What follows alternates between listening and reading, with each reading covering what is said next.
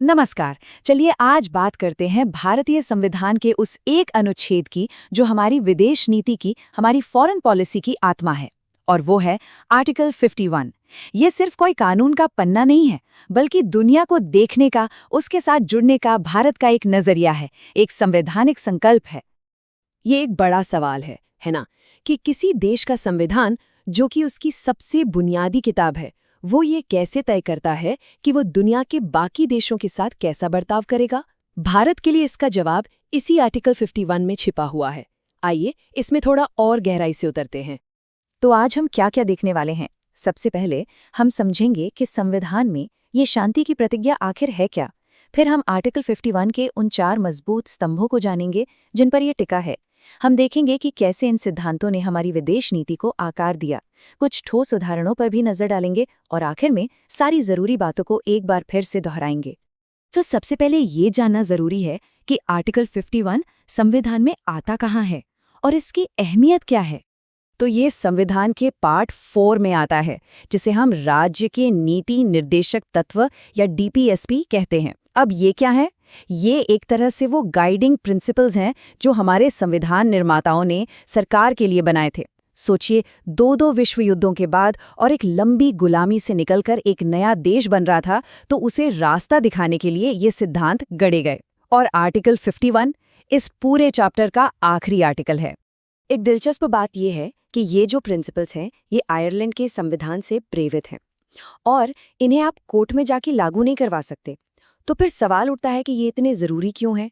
क्योंकि ये एक कानूनी मजबूरी से कहीं ज़्यादा एक नैतिक दिशा सूचक हैं, एक मॉरल कंपस है। ये सरकार को बताते हैं कि भारत को दुनिया के मंच पर कैसा देश बनना है। चलिए, अब इस आर्टिकल को इसके 4 हिस्सों में तोड़कर देखते हैं।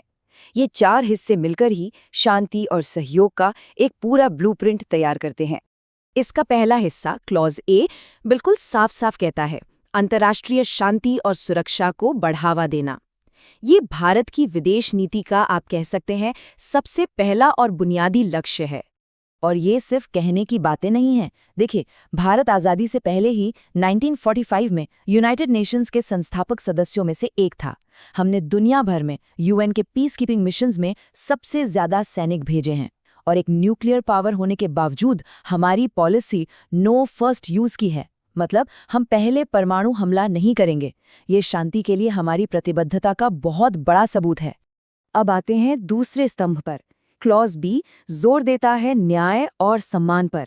इसका मतलब है कि भारत हर देश के साथ, चाहे वो छोटा हो या बड़ा, ताकतवर हो या कमजोर, सबके साथ बराबरी और इज्जत का रिश्ता बनाए रखने की कोशिश करेगा। असल जिंदगी में इसका मतलब है हर देश की सॉवरेनिटी यानी संप्रभुता का सम्मान करना। अब सोचिए, एक देश जिसने खुद सदियों की गुलामी झेली हो, उसके लिए ये सिद्धांत बहुत ज्यादा मायने रखता है। यही वजह है कि भारत दूसरे देशों के अंदरूनी मामलों में दखलंदाजी न करने की एक सख्त नीति अपनाता है और विकासशील देशों के बीच आपसी सहयोग को बढ़ावा देता है। तीसरा स्तंभ है वैश्विक नियमों की इज्जत करना। सोचिए, अगर दुनिया में कोई नियम कानूनी न हो तो क्या होगा? अराजकता फैल जाएगी, है ना? इसीलिए ये जरूरी है कि सभी देश इंटरनेशनल कानूनों और संधियों का पालन करें, और क्लॉज सी यही बात कहता है।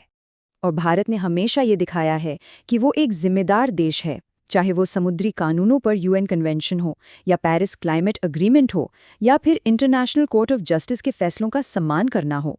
भारत ने हमेशा एक रूल बेस्ड ऑर्डर का समर्थन किया है।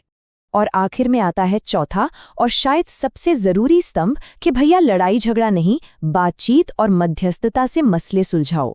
क्लॉज डी कहता है कि अंतर्राष्ट्रीय विवादों को युद्ध से नहीं बल्कि आर्बिट्रेशन यानी मध्यस्थता से सुलझाने को बढ़ावा देना है। और इसका एक जीता जागता बेहतरीन उदाहरण है 1960 की इंडस वाटर्स ट्रीटी। जरा सोचिए, भारत और पाकिस्तान के बीच इतने तनाव के बावजूद पानी जैसा संवेदनशील मुद्दा वर्ल्ड बैंक की मध्यस्थता से शांति से सुलझाया गया, और वो संधि आज भी कायम है। ये इस सिद्धांत की ताकत का सबसे बड़ा सबूत है। तो ये तो हो गए 4 स्तंभ, लेकिन सवाल ये है कि ये कागज पर लिखे सिद्धांत असल में हमारी विदेश नीति को कैसे शक्ल देते हैं। चलिए अब इसे समझते हैं। देखिए, आर्टिकल 51 की जो आत्मा है ना, वो सबसे पहले हमें 1954 के पंचशील सिद्धांतों में देखने को मिली। ये 5 सिद्धांत, जैसे एक दूसरे की संप्रभुता का सम्मान, एक दूसरे पर हमला न करना, अंदरूनी मामलों में दखल न देना, ये सब सीधे सीधे आर्टिकल 51 के ही मूल्यों को दर्शाते हैं। और यही सोच, यही दर्शन आगे चलकर गुटनिरपेक्ष आंदोलन यानी नॉन अलाइंड मूवमेंट की नींव बना। जरा उस दौर के बारे में सोचिए। कोल्ड वॉर का जमाना था, दुनिया अमेरिका और सोवियत संघ के 2 खेमों में बटी हुई थी। तब आर्टिकल 51 से ही प्रेरणा लेकर भारत ने किसी भी गुट में शामिल ना होकर एक आजाद विदेश नीति का रास्ता चुना। चलिए अब इतिहास की पन्नों को पलटकर कुछ ऐसे बड़े मौकों को देखते हैं जहां भारत इन सिद्धांतों पर खरा उतरा है। 1955 के बांडुंग सम्मेलन में उपनिवेशवाद के खिलाफ दुनिया को एकजुट करने से लेकर 1960 की ऐतिहासिक सिंधु जल संधि तक, यूएन के शांति मिशनों में लगातार अपने सैनिक भेजने से लेकर 2015 के पेरिस जलवायु समझौते में दुनिया को एक साथ लाने तक, भारत की ये पूरी यात्रा आर्टिकल 51 के सिद्धांतों की ही कहानी कहती है। तो चलिए फटाफट से एक बार सारी जरूरी बातों को दोहरा लेते हैं जो हमने अब तक समझी हैं। हाँ, एक बहुत जरूरी फर्क है जिसे समझना होगा। हमारे संविधान के पार्ट 3 में है मौलिक अधिकार यानी फंडामेंटल राइट्स, जो हर नागरिक को मिलते हैं और जिन्हें हम कोर्ट जाकर लागू करवा सकते हैं। वहीं पार्ट 4 में है ये डीपीएसपी, जैसे आर्टिकल 51। ये सरकार के लिए एक गाइडबुक की तरह है, लेकिन ये कानूनी तौर पर बाध्यकारी नहीं है। तो अगर इस पूरी चर्चा से कुछ बातें याद रखनी हो तो वो ये हैं। पहली, आर्टिकल 51 संविधान के पार्ट 4 यानी डीपीएसपी का हिस्सा है। दूसरी, इसके 4 स्तंभ हैं: शांति, न्यायपूर्ण संबंध, अंतर्राष्ट्रीय कानून का सम्मान और बातचीत से समाधान। तीसरी, इसने पंचशील और गुटनिरपेक्ष आंदोलन जैसी हमारी बड़ी नीतियों को जन्म दिया। और चौथी, इसका असर हम आज भी यूएन पीस कीपिंग जैसे कामों में साफ साफ देखते हैं। और आखिर में अगर आर्टिकल 51 की पूरी भावना को एक लाइन में समझना हो तो वो इस प्राचीन भारतीय दर्शन में छिपी है। वसुधैव कुटुंबकम, मतलब सारी दुनिया एक परिवार है। यही वो सोच है जो भारत के ग्लोबल विजन की दार्शनिक आत्मा है। तो ये सब हमें एक बहुत बड़े सवाल पर लाकर खड़ा कर देता है।